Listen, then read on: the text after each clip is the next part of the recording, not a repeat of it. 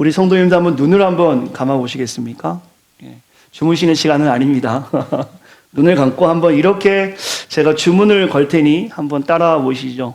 타임머신을 우리가 탔습니다. 한번 유치원 시절로 한번 돌아가 보시겠습니다. 샥! 뭐가 보이시나요? 유치원 시절의 여러분의 모습 가운데.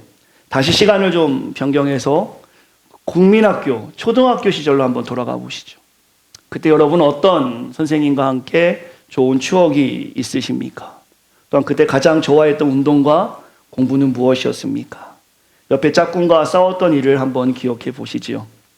다시 시간을 바꿔서 중고등학교 시절로 돌아가 보겠습니다. 뿅. 그때는 여러분 어떠셨어요? 바쁘셨습니까? 아니면 즐거우셨습니까? 공부하느라 정신이 없으셨나요? 조금 더 시간을 당겨서 대학 시절, 20살 시절로 가보겠습니다. 지금 여러분 어디 계십니까? 그 20살 그 파릇파릇한 그때 여러분은 뭐하고 계셨습니까? 어떤 친구들과 함께 계셨습니까? 그때 여자친구와 남자친구 생각하면 안 됩니다. 지금 주변에 한번 쭉 생각해 보세요. 20살 시절, 30대 때 한번 생각해 보시겠어요? 자, 이제 눈 떠보시죠.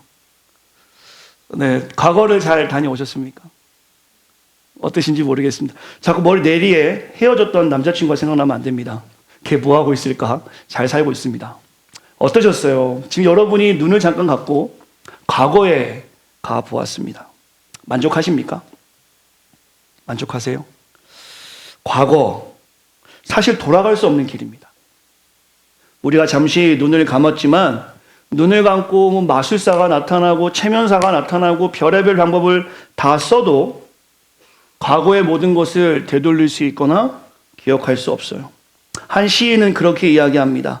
과거는 시위에서 떠난 화살처럼 없어지고 맙니다. 우리의 과거는 다시 돌아가려고 해도 갈 수 없는 이미 없어진 것입니다.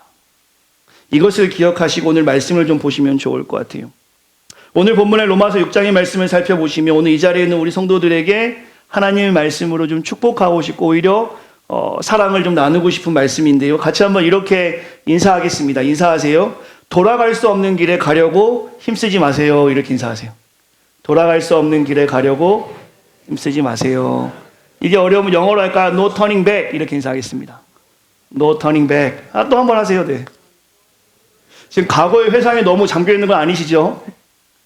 아무리 노력해도 갈 수 없는 건 과거가 있는 것처럼 우리의 상태에서 아무리 힘써도 갈 수 없는 길이 있습니다.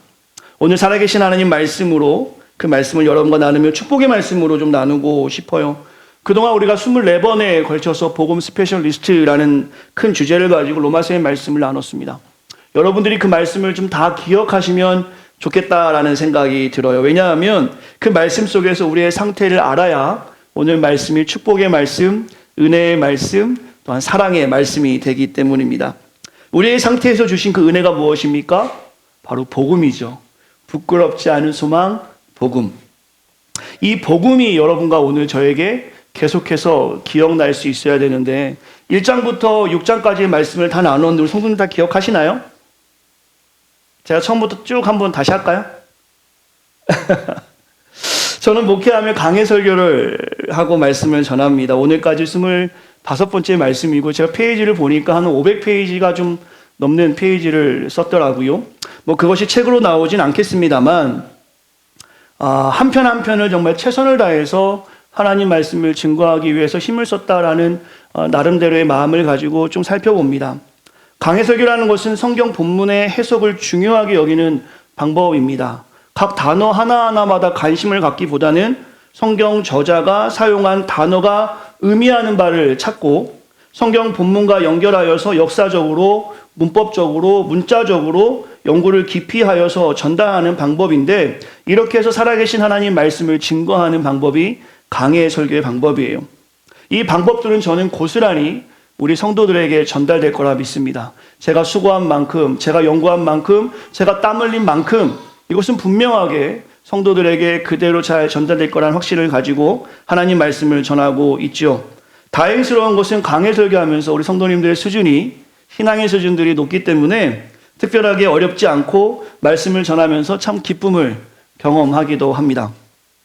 우리 귀한 성도들이 매주 한 편 한 편의 설교를 듣게 되겠지만 사랑하는 성도들에게 조금 부탁을 드리고 싶은 것은 한 편 한 편에도 은혜를 사모하는 마음이 우리에게 있어야 됩니다. 그러나 매주 진행되는 그 로마서의 복음의 메시지를 통해서 성경 전체에서 우리에게 주시는 메시지가 무엇인가를 깊이 묵상하면서 이 예배에 참여하시기를 부탁을 드려요. 그러한 마음으로 매주 기대하고 기도할 때 성경 전체의 메시지가 여러분에게 어느 순간 전체적으로 하나님 원하시는 바를 우리가 큰 틀에서 보게 되는 역사를 경험하게 될 것입니다. 저는 이런 마음으로 강해 설교를 하고 있습니다. 로마서 1장부터 저는 줄기차게 매주 선포한 것이 있습니다. 바로 복음입니다. 우리 성도들이 이쯤 돼서는 이제 복음이 뭡니까? 라고 물어보면 대답할 수 있어야 돼요. 아니, 더 나아가서는 복음이 왜 성도님들에게 기쁜 소식입니까? 라고 여쭤보았을 때는 거기에 대해서 여러분들이 충분히 하나님 앞에서 온전하게 자신의 기쁨을 이야기할 수 있어야 합니다. 오늘 예배 가운데 찬양 중에 얼마나 기쁜지 몰라요. 좋으신 하나님, You are good all the time. 정말 좋으신 하나님과의 항상 교제하는 그 모습이 복음으로 인해서 날마다 우리에게 샘솟는 것, 이것이 말씀을 통해서 우리에게 날마다 기대하고 얻어야 되는 놀라운 하나님의 뜻인 줄 믿습니다. 오늘 본문은 계속해서 이 사도 바울을 통해서 복음 안에 자유케 된 우리의 상태에 대해서 말씀해 주고 있습니다. 결론적인 말씀이라면 제가 1장부터 다 나누지 않아도 오늘 본문에서 나누는 말씀은 우리가 이제 주님의 자녀가 되었다라는 것입니다. 저와 여러분도 이제 누구도 우리를 타치할 수 없는, 건드릴 수 없는 하나님의 보호하심을 가졌다라는 말씀이에요. 그것은 오늘 성경의 말씀을 나누겠지만 은혜 아래에 있음을 우리에게 말씀해 주고 있습니다.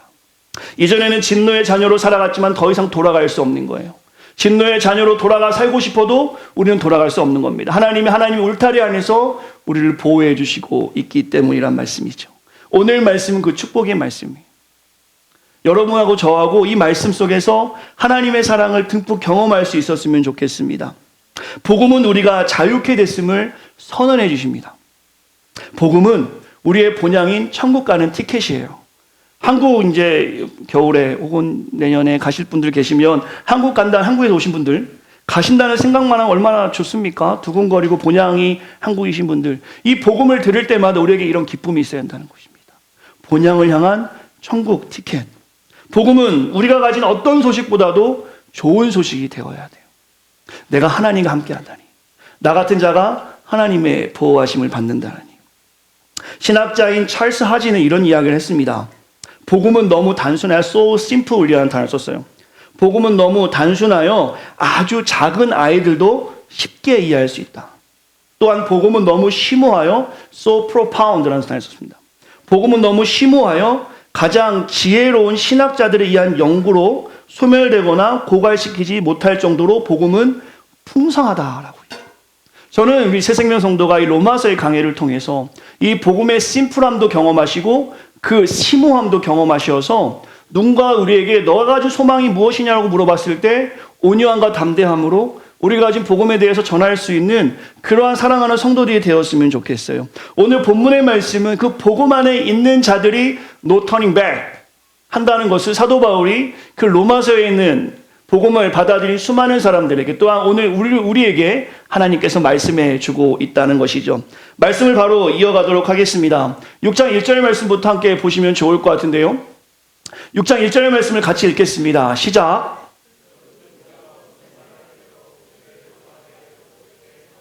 오늘 본문을 시작하자마자 사도 바울은 우리가 무슨 말을 하리요? 은혜를 더하게 하려고 죄에 거하겠느냐 하고 질문을 하나 던집니다. 이 6장 1절의 질문은 사실 5장 20절에 대한 질문에 대한 답변으로 우리가 볼 수 있는데요. 5장 20절의 말씀에 보면 제가 읽어드릴게요. 5장 20절. 율법이 들어온 것은 범죄를 더하게 하려 함이라. 그러나 제가 더한 것에 은혜가 더욱 넘쳤나니. 이것을 좀 해석해 드린다라면 은혜가 있는 곳에, 죄가 있는 곳에 은혜가 많으니까 죄에 거하는 것이 좋지 않겠냐라는 어떤 질문을 설정하고 6장부터 이어가는 내용이에요. 그러니까 죄가 있는 곳에 은혜가 많으니까 계속 죄를 지으면 은혜도 많지 않겠냐라는 어떤 질문을 설정한 다음에 6장 1절부터 오늘 말씀이 진행한다는 것이죠. 2절의 말씀을 같이 읽으면 좋을 것 같습니다. 이런 질문에 사도 바울은 명확하게 대답합니다. 6장 2절 같이 읽겠습니다. 시작. 그럴 수 없느니라. 죄에 대하여 죽은 우리가 어찌 그 가운데 더 살리요. 정말 우리의 상태를 기억한다면 더 이상 우리는 죄 가운데 살 수 없음을, 아무리 죄 가운데 있을 때 은혜가 크다 할지라도 이미 그 은혜를 경험한 우리는, 결론적인 말씀으로 14절을 보시면 은혜 아래에 있는 우리는 더 이상 죄 가운데 갈 수 없음을, 우리의 상태에 대한 말씀으로 오늘 우리에게 하나님께서 소망을 더해 주신다라는 것입니다. 죄에 거하지 않는 삶이라는 것은 무엇이냐면, 우리가 이전에는 죄로 인해 죽을 수밖에 없는 자들이었습니다. 교만 덩어리였고요, 죄악 덩어리였고요, 나만 아는 사람들이었습니다. 그러나 그리스도께서 우리의 죄 때문에 죽으심으로 우리의 모든 것이 해결된 겁니다. 더 이상 죄에 거할 수 없는 거예요. 다시는 다른 의미로 말씀드린다면, 그리스도께서 이미 십자가에 죽으셨으므로 모든 것이 회복되었습니다. 믿으십니까? 그런데 우리가 죄를 지어서 또다시 그리스도를 십자가에 못 박을 수 없다라는 것입니다. 이미 그가 모든 것을 회복시켰기 때문에. 누구 때문에요? 바로 우리 때문입니다. 너 때문에 그리스도가 이 일을 감당하셨다는 것이에요. 그래서 오늘 본문에 보시면 죄가 있는 곳에 은혜가 크다. 맞지요? 죄를 지면 질수록, 이런 표현을 쓸 수 될지 모르겠습니다, 감옥에 평생 살아야 되는 정말 크나큰 죄인이에요. 6개월짜리 죄가 있고 무기징역의 죄가 있을 겁니다. 6개월짜리도 자유함을 얻고요, 무기징역을 받은 자도 자유함을 얻습니다. 그러나 6개월 사는 사람보다는 무기징역 안에 사는 사람의 자유함의 은혜를 줬을 때 더 큰 것처럼, 죄가 있는 곳에 분명히 은혜가 큰 것은 분명하나, 이미 그리스도가 십자가에서 못 박혀 죽으심으로 이 모든 것이 해결됐기 때문에 그 은혜를 경험하기 위해서 죄를 지을 필요가 더 이상 없다라고 성경에서 말씀하고 있는 거예요. 이것을 다시 이야기하면 no turning back, 우리가 죄 가운데 거할 수 없음을 사도 바울을 통해서 주님께서는 정확하게 선포해주고 있다라는 것입니다. 조금 전에 해본 것처럼 마치 우리가 아무리 힘써도 여러분의 젊은 시절로 돌아갈 수 없는 것처럼, 복음으로 자유케 된 우리는 아무리 노력해도, 아무리 망가지려 해도 죄의 상태에 있을 수 없는 우리의 존재가 있음을 성경에서는 축복의 말씀으로 저와 여러분이 주시는 것입니다. 그러면서 하시는 말씀이 더 이상 죄의 상태에 머물 수 있는 행동을 할 수 없다라는 우리의 모습을 오늘 성경에서 말씀해 주는 것이죠. 그러면서 더 큰 근거를 말씀해 주시는데요, 바로 3절과 4절의 말씀이에요. 3절과 4절 말씀을 같이 한번 읽겠습니다. 시작. 무릇 그리스도 예수와 합하여 세례를 받은 우리는 그의 죽으심과 합하여 세례를 받은 줄을 알지 못하느냐. 그러므로 우리가 그의 죽으심과 합하여 세례를 받음으로 그와 함께 장사되었나니, 이는 아버지의 영광으로 말미암아 그리스도를 죽은 자 가운데서 살리신과 같이 우리로 또한 새 생명 가운데서 행하게 하려 함이라. 우리가 더 이상 no turning back, 죄로 돌아갈 수 없다라는 근거를 가지고 3절, 4절에서 말씀하고 있는 거예요. 무슨 말씀입니까? 우리가 그리스도와 함께 연합되었다라고 말씀하시는 겁니다. 무엇으로 연합되었습니까? 바로 세례를 통해서 그리스도와 함께 우리가 연합되었다고 말씀하고 있는 것이에요. 이 3절과 4절의 의미를 잠깐 설명한다면, 그리스도와 연합하는 것은 현재 공교회에서 행하는 그 세례를 의미하고 있습니다. 이 세례가 얼마나 중요한지를 알려주는 본문인데요, 세례라는 뜻은 씻겨 정결케 한다라는 뜻입니다. 지금 우리 성도 중에 혹시 세례받지 않은 분들이 있다면 이 세례에 대해서 깊은 이해가 있었으면 좋겠는데요, 그리스도를 구주로 믿겠다라고 고백한 자에게 그리스도를 피로 씻는 죄 씻음의 예식이 바로 세례인데요, 세례 문답을 통해서 진정한 고백으로, 잘 들으시기 바랍니다, 진정한 고백으로, 군에 있는 세례를 제가 비하하는 것은 아니지만 시간이 없어서 인텐시브로 탁탁탁탁 치고 넘어가는 세례를 말하는 것이 아니라, 오늘 성경에서는 진정한 세례를 받는 자로서 고백 안에서 받는 그 세례 의식은 바로 그리스도와 연합하는 모습임을 성경에서 말하고 있는 거예요. 여러분에게 이 표현을 조금 더 설명한다면, 이 세례를 통해서 그리스도와 연합하는 자가 되었고, 그리스도와 연합하는 자는 그리스도의 죽음과 연합하는 자이고, 그리스도의 죽음과 연합하는 자는 그리스도의 부활과 연합하는 자임을 성경에서 말씀합니다. 정리하자면 예수 그리스도의 연합은 바로 그리스도와 우리의 모든 것을 함께하는 인생을 말하는 거예요. 그때 시작하는 그 전제가 바로 세례를 언제 받습니까? 내가 진정으로 구주를 영접했을 때. 이 모든 과정을 경험했다라면, 여기 앉아 계신 분들 중에요, 또한 이 로마 시대의 사람들에게 오늘 사도 바울 통해 주님께서 말씀하시는 겁니다. 이 정확한 하나님과의 연합을 너희가 했다라면 오늘 본문에 보시면 이제 우리 모두는 예수님의 모든 것에 참여하는 자가 되었음을 말씀하고 있는 것입니다. 그것은 근거로 더 이상 죄 가운데 우리가 돌아갈 수 없음을 성경에서 말씀하고 있는 것이에요. 이렇게 우리가 그리스도와 연합됨으로 이제 우리는 옛사람이 죽었음을 성경에서 말씀합니다. 이제 더 이상 죄의 종노릇 할 수 없음을 말씀하고 있는 것이죠. 이것은 우리에게 매우 큰 축복입니다. 더 이상 죄가 우리를 지배할 수 없는데요. 에베소의 말씀에 보면 이 말씀을 좀 더 명확하게 우리에게 말씀해 주고 있는데요. 제가 읽어드리고 마지막 구절만 여러분과 제가 같이 읽죠. 진리가 예수 안에 있는 것 같이 너희가 참으로 그에게서 듣고 또한 그 안에서 가르침을 받았을진데 너희는 유혹의 욕심을 따라 썩어져가는 구습을 따르는 옛사람을 벗어버리고 오직 너희의 심령이 새롭게 되어 같이 읽겠습니다. 시작. 하나님을 따라 의와 진리의 거룩함으로 지으심을 받은 새 사람을 입으라. 그런즉 거짓을 버리고 각각 그 이웃과 더불어 참한 것을 말하라. 이는 우리가 서로 지체가 됨이라. 오늘 본문과 에베소 말씀을 좀 이어서 말씀을 전한다라면 우리가 그리스도와 연합되었다라면 이제 더 이상 우리는 옛사람의 모습을 따라가는 옛모습이 아니라 하나님을 따라 의와 진리와 거룩함으로 입은 새 사람이 되었고 우리의 모습 가운데는 거짓이 있으면 안 되고 이웃과 참된 것을 이야기해야 되면 우리가 서로가 지체가 되었음을 성경에서 말씀해 주고 있는 거. 왜요? 그리스도가 거짓이 아니기 때문입니다. 그리스도와 연합이 되었다는 말씀은 그가 가지고 있는 성품을 우리가 가지고 있다는 소리입니다. 그리스도가 거짓말쟁이십니까?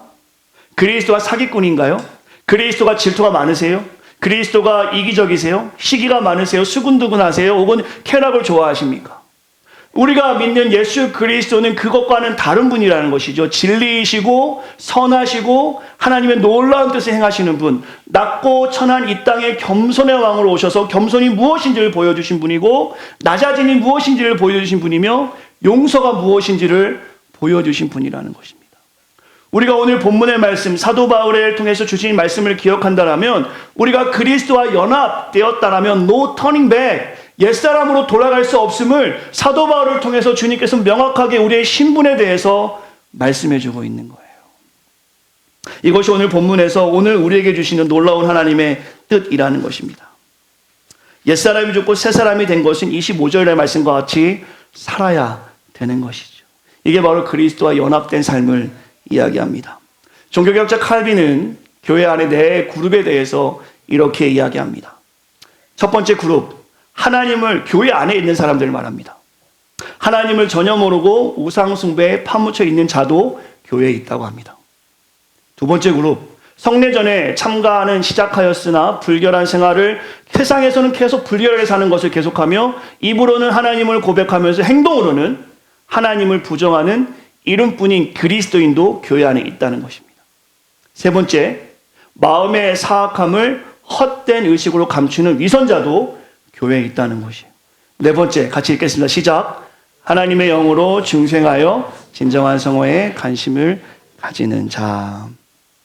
오늘 본문의 말씀과 에베소의 말씀을 주목해서 저 네 가지 분류를 우리가 볼 때에 우리가 지금 그리스도와 연합하여 하나님의 심령으로 새롭게 된 것이 맞다면 그것은 의와 진리의 거룩함으로 살아야 되며 거짓을 버리고 참된 것을 말하고 진정으로 우리가 하나됨이 느껴져야 한다는 것이. 그 하나됨은 우리 모두의 하나됨을 이야기하고 있습니다. 주님의 몸된 교회에 모인 사람들. 한번 옆사람 한번 보세요. 지금 우리가 하나 되었나? 혹시 옆사람이 속을까 봐 마음을 닫고 있지는 않으세요? 우리 교회에 누군가가 새로 오면 그 하나됨이 여러분의 모습을 통해 느껴져야 한다는 것입니다. 입술로는 좋으신 하나님 인자와 자비 영원히 하고 저 친교에 나가서는 밥 먹는데 제일 먼저 줄 서가지고 제일 빨리 먹으려고 이렇게 한다면 그 모습 통해서 하나님께 영광을 나타낼 수 없다라는 거예요.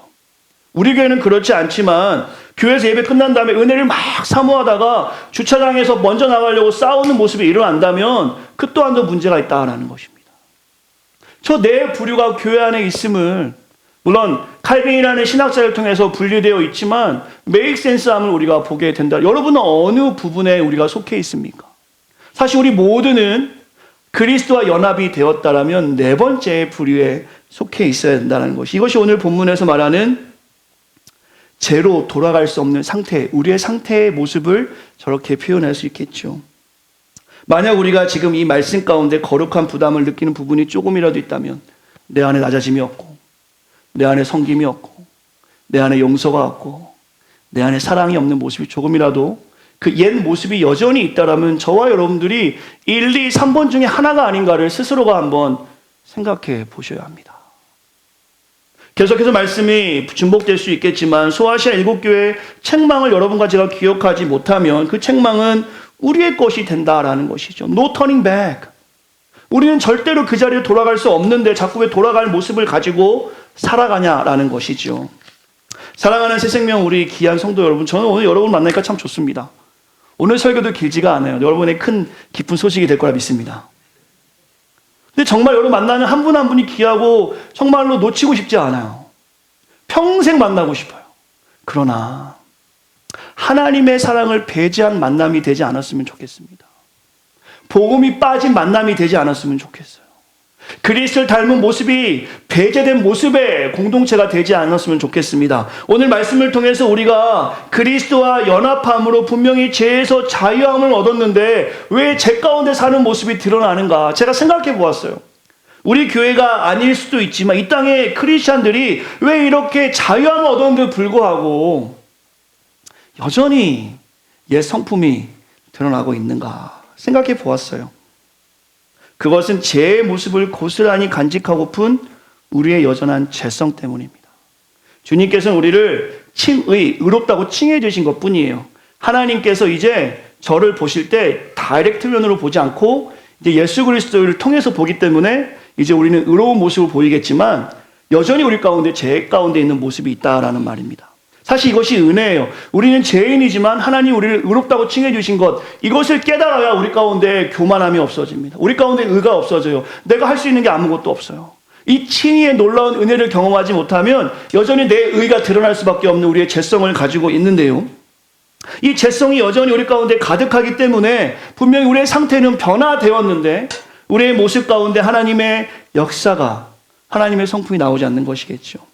분명히 하나님도 압니다. 은혜도 알죠. 그러나 이 땅에 보이는 유혹이 너무나 많습니다. 그 유혹 가운데 욕심들을 버릴 수 없기에 여전히 썩어져가는 옛 구습을 우리는 따라가고 있다라는 말이죠.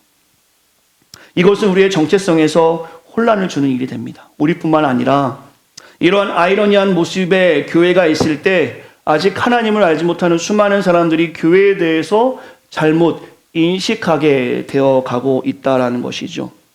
저는 사랑하는 성도들과 여전히 있는 죄성 안에서 우리는 어떻게 살아야 하는가 그러면 분명히 하나님 우리를 칭히 의롭다 말씀해 주셨고 우리의 삶의 형태는 분명히 죄로 돌아갈 수 없는데 여전히 내 안에 있는 죄성 때문에 내 죄가 드러나는 것에 대해서 우리가 어떻게 해야 되는가? 우리는 이 신학적인 용어를 조금 기억해야 되는데요. 죄송합니다. 성도의 견인이라는 은혜가 우리에게 있습니다. 하나님의 은혜를 우리가 구하는데요. 날마다 하나님 앞에서 나를 이끌어 가시는 그 하나님의 손에 붙들린 바 되어야 돼요. 실패할 수 있습니다. 좌절할 수 있어요. 죄를 지을 수 있습니다. 저 또한도 여러분 앞에서나 하나님 앞에서 부끄럽게 살아갈 수 있어요. 그러나 그때마다 주 앞에 납작 엎드려 겸손한 마음으로 성도의 견인, 하나님께 나를 택하시고 끌어가신다는 그 힘을 기억하고 주님 손에 붙들린 바 되기 위해서 힘을 내는 노력이 매일매일 우리에게 있어야 한다는 것입니다. 나는 끝났어. 나는 우리가 구원파처럼 이제 구원받았으니까 아무렇게 살아도 돼가 아니라 칭의 받은 사람으로서 sanctification, 성화의 과정이 그대로 고스란히 일어나야 되는데 칼빈은 그렇게 이야기합니다. 성화 없는 칭의도 없고 칭의 없는 성화도 없다. 정말 하나님의 은혜를 만났다라면 우리의 삶이 변화될 수밖에 없다라는 것이, 그것이 로마서 6장에 보시면 바로 그리스도와 연합되었기 때문에 그리스도를 닮아갈 수밖에 없다라는 것입니다. 더 이상 죄로 갈 수 있어도 갈 수 없다라는 것이. 그러나 죄성이 있기 때문에 우리는 어떻게 해야 되는가? 날마다 성도의 견인, 하나님 우리를 이끌어 가심을 믿고 날마다 주 앞에 겸손한 마음으로 나의 약함을 고백할 수 있어야 한다는 것입니다. 우리는 여전히 죄성이 있지만 십자가의 그늘 아래서 주님께 붙들림 받은 죄로 살아야 하는 것. 이것이 우리가 가진 정체성이라는 것이죠. 이것을 로마서 6장에서 말씀하고 있습니다. 날마다 죄에 대하여 죽고 의에 대하여 살아난 자로 우리는 어떻게 고백하며 살아야 하는가? 오늘 본문의 8절부터 11절까지 그 말씀을 우리에게 해주고 있는 거예요. 여러분과 저에게 하나님과 연합되었다는 것을 이 근거로 말씀해 주고 있는 것입니다. 8절부터 10절까지는 제가 읽어드리겠습니다. 만일 우리가 그리스도와 함께 죽었으면 또한 그와 함께 살 줄을 믿느니 이는 그리스도께서 죽은 자 가운데서 살아나셨음에 다시 죽지 아니하시고 사망이 다시 그를 주장하지 못할 줄을 알미노라. 그가 죽으심은 죄에 대하여 단번에 죽으심이요 그가 살아나심은 하나님께 대하여 살아 계심이니. 11절 같이 읽겠습니다. 시작. 이와 같이 너희도 너희 자신을 죄에 대하여는 죽은 자요 그리스도 예수 안에서 하나님께 대하여는 살아있는 자로 여길지니라. 할렐루야. 이것이 오늘 우리에게 축복이 된단 말입니다. 그러니까 여러분 지금 누구도 단언하건대 여러분 맘대로 살고 싶어도 이제 맘대로 살 수 있는 인생이 안 된 거예요. 아니 다시 얘기한다면 우리 아이들 위험한 데에 걸어가면 엄마 아빠가 그냥 냅두나요? 냅두지 않습니다. 엄마 아빠가 도랑물 같이 흙탕물 있으면 이렇게 들어서 넘겨주고 차 탈 때 아이들 그냥 타게 냅두나요? 주차장에서 꼭 안고 차에 태워주면서 위험한 곳에는 위험을 피하게 하시고 애가 배고파서 막 울어요. 어떻게 해요? 이제는 그 아이가 배고픈 거를 엄마 아빠가 챙겨주는 것처럼 이 은혜가 바로 그런 은혜라는 것입니다. 죄에 대하여 죽고 의에 대하여 살아났다. 이것은 바로 하나님의 보호하심을 경험하는 하나님의 자녀가 너희들이 되었으니까 Don't worry about it. 뭐든지 걱정하지 말고 죄 가운데 거하지 말고 우리의 시선을 하나님께 향하라고 사도 바울을 통해서 하나님이 말씀하고 있는 장면입니다. 이 본문이 우리 모두에게 신앙의 고백으로 자리 잡힌다라면 이제 우리가 그리스도의 십자가 안에서 부자유할 일이 하나도 없어요. 삶의 고통이 있죠. 어려움이 있습니다. 왜 없겠습니까? 그러나 그 고통과 어려움이 우리를 짓누를 수 없단 말입니다. 그것이 우리를 다스릴 수 없어요. 이미 우리는 하나님께서 자유함을 허락해 주셨다라는 것입니다. 썩어져가는 옛 구습을 따라가니까 자유함이 못 느끼는 거지. 그 썩어져가는 옛 구습을 따라가지 말고 영이신 진리이신 영원하신 하나님을 붙잡고 나아갈 때 그리스도와 연합된 대로 살아갔을 때 우리의 삶에 십자가의 흔적이 남아있다면 이제 주님께서 모든 것을 해결해 주셨기 때문에 특별히 죄에 대한 것을 승리하셨기 때문에 더 이상 우리가 그것에 대해서 불안할 필요가 없다라는 것입니다. 이 주님이 저와 여러분들을 오늘 이끌어 가시는 것 11절 말씀을 한 번만 더 읽겠습니다. 시작.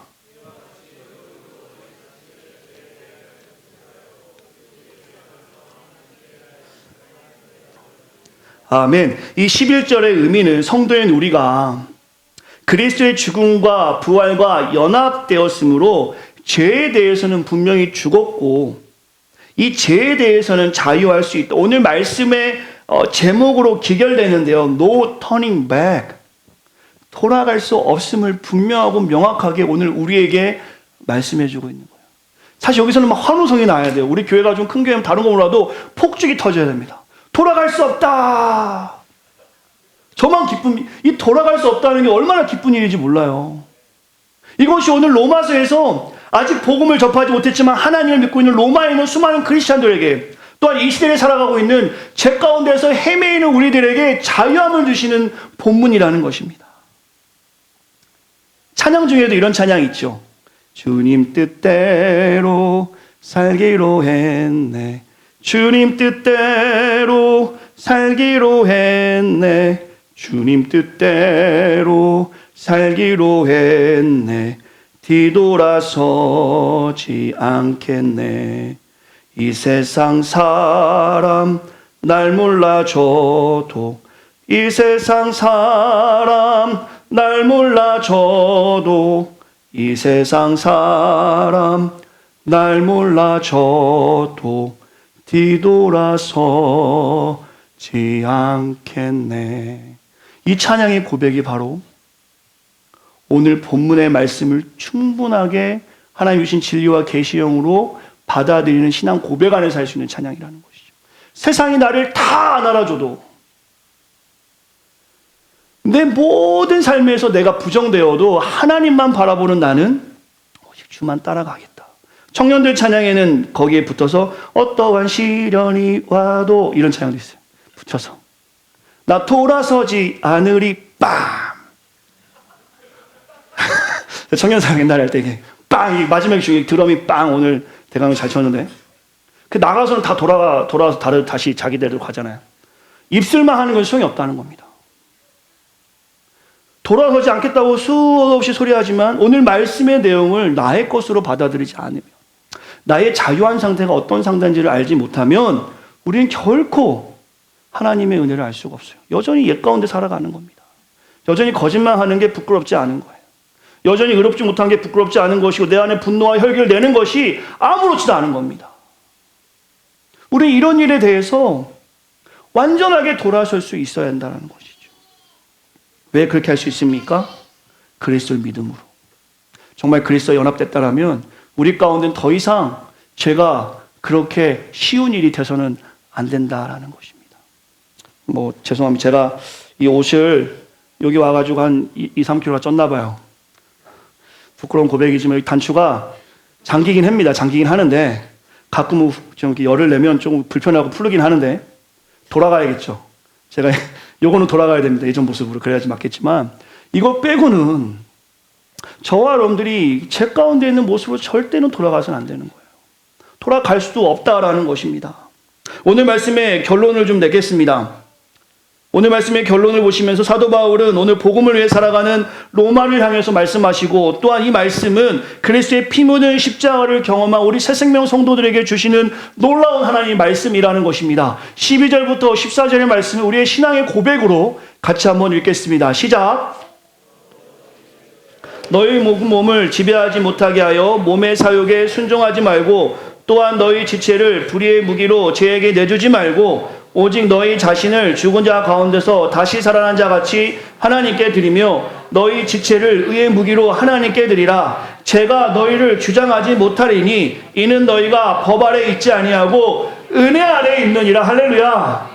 오늘 이것이 우리에게 고백되어져야 된단 말입니다. 진짜 오늘 이것이 우리에게 느껴져야 된다는 거예요. 이것이 경험되지 못하면 여러분과 저 때문에 하나님의 사랑이 세상에 증거되어질 수 없다는 것입니다. 12절의 말씀 뭡니까? 너의 죽을 몸을 지배하지 않게 하고 너의 몸의 사욕에 순종하지. 몸의 사욕이 뭡니까? 내가 하고 싶은 대로 살아가는 거예요. 사사기의 말씀을 마무리했지만 사사시대에 자기 소견에 옳은 대로 살아가는 사람들의 모습에 대해서 성경은 말씀해 주는데, 마지막 21장에 보면요, 자기 소견에 옳은 대로 살아가는 사람들의 결론이 나옵니다. 그것이 뭐냐면 동족 간의 싸움이에요. 저는 이 말씀이 이번에 묵상하면 놀라운 뜻으로 경험합니다. 그냥 자기 소견에 옳은 대로 살아가는 것은 하나님의 심판이 있구나 정도로 끝나는 것이 아니라 그 심판의 내용이 무엇인가를 하나님이 깨닫게 해주시는데요. 이방인과 싸우는 게 아니라 동족 간에 싸워서 동족 하나가 멸절되는 역사를 하나님이 보여주세요. 이 땅의 교회가 우리 교회가 아닐 줄 믿습니다. 남의 교회 이야기하는 것도 아니고 정말 하나님과 연합한 우리가 하나님의 뜻을 알지 못해서 은혜 아래에 있는 모습이 아니라 여전히 세상 모습에서 자기 소견에 옳은 대로 살아갈 때 결과는 무엇인가? 교회끼리 박터지게 싸우다가 교회가 무너지는 거예요. 세상 사람들은 교회에 관심이 없습니다. 오늘 이것을 우리에게 적용할 수 있어야 된다는 것이죠. 여러분과 제가 오늘 말씀대로 살지 못해서 은혜 아래에 있는 모습, 그리스도와 연합된 모습이 아니라 여전히 옛 모습으로 살아가는 신앙인이라면 그 결과의 말로는 교회의 소멸로 하나님께서 우리에게 보이신다는 것입니다. 사랑하는 성도 여러분, 죄가 우리를 이끌어가지 못합니다. 믿으십니까?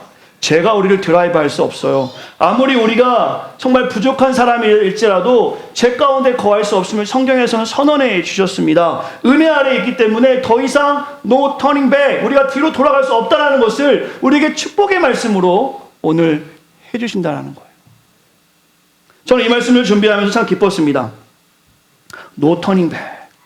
이제 우리가 은혜 아래 살고 있음을 우리가 고백하기만 하고 경험만 하면 여러분의 인생에 그 썩어져 갈 것 때문에 힘들어하거나 좌절할 필요가 없다는 것입니다. 우리 성도들 중에 가정을 이루신 분들이 많기 때문에 오늘 말씀을 이렇게 적용해 보고 싶어요. 아마 이러면 금방 이해되실 거예요. 결혼하신 분들께 질문하겠습니다. 결혼하기 전의 상태로 돌아가고 싶으세요? 가고 싶다고 갈 수 있습니까? 결혼하신 분들 대해보세요. 자고 싶다고 자고, 놀고 싶다고 놀고, 먹고 싶다고 먹고, 아침이든 저녁이든 게임할 수 있습니까?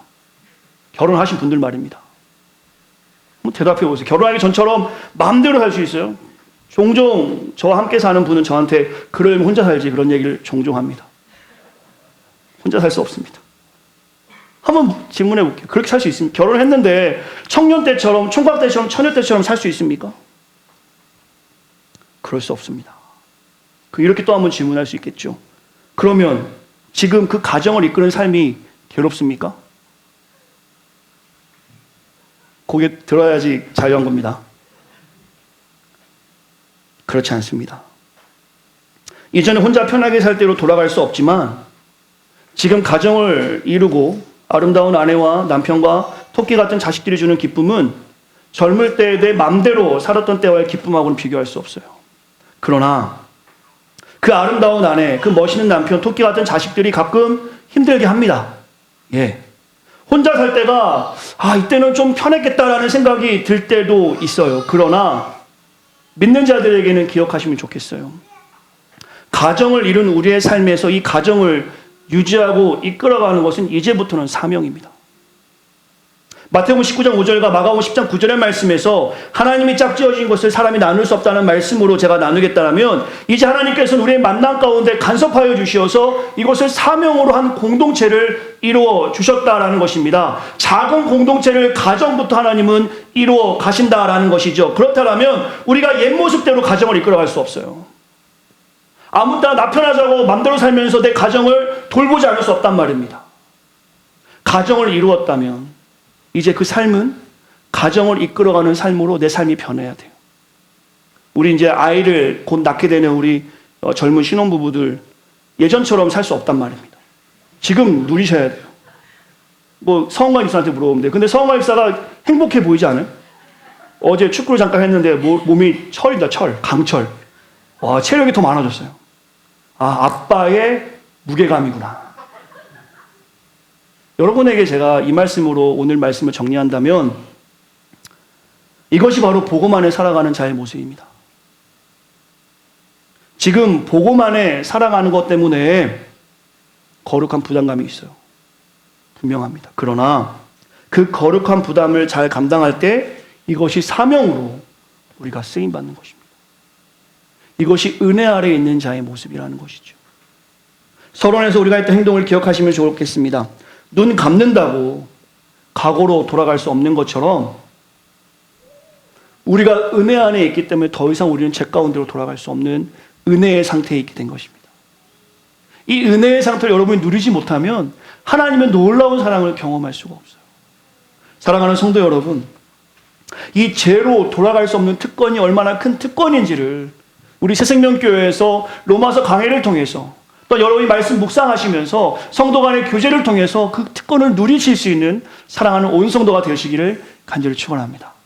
인사하겠습니다. 당신은 특별하세요. 이렇게 인사하겠습니다.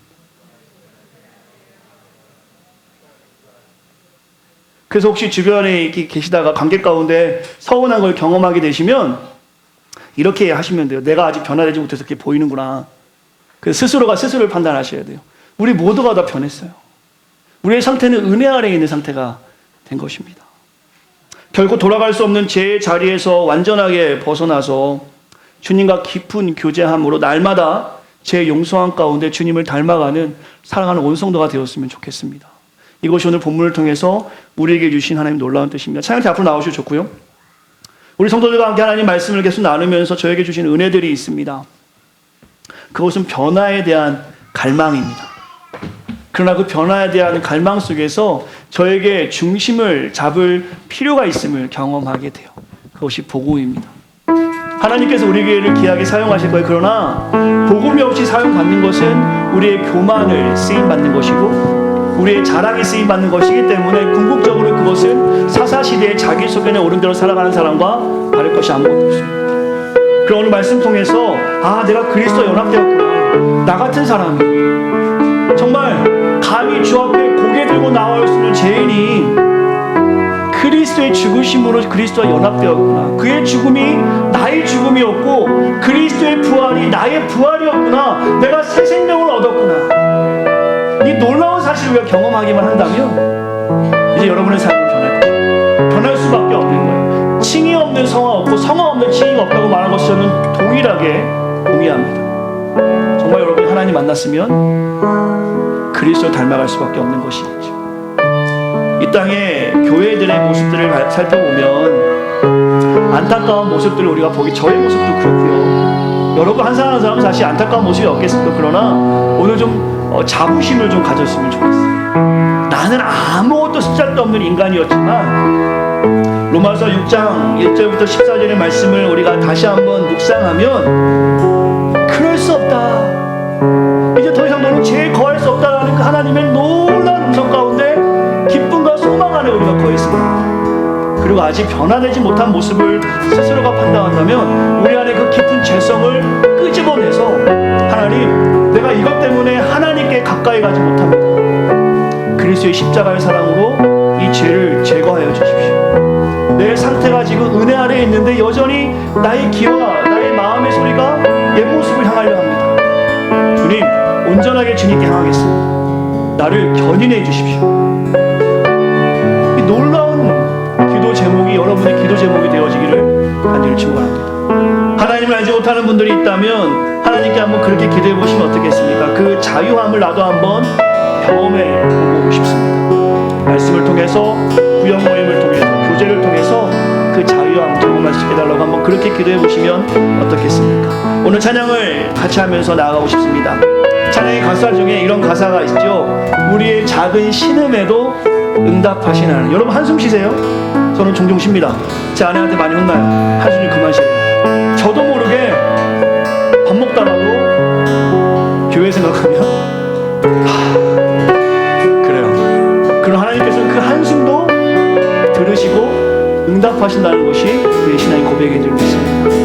우리의 작은 신임에도 응답하신 하나님이 여러분을 그냥 내버려 두지 않으시고 여러분의 삶을 인도하시는 줄 믿습니다. 같이 찬양하면서 하나님의 사랑을 사모하고 평안을 바라보는 우리가 되기를 원합니다. 찬양합시다.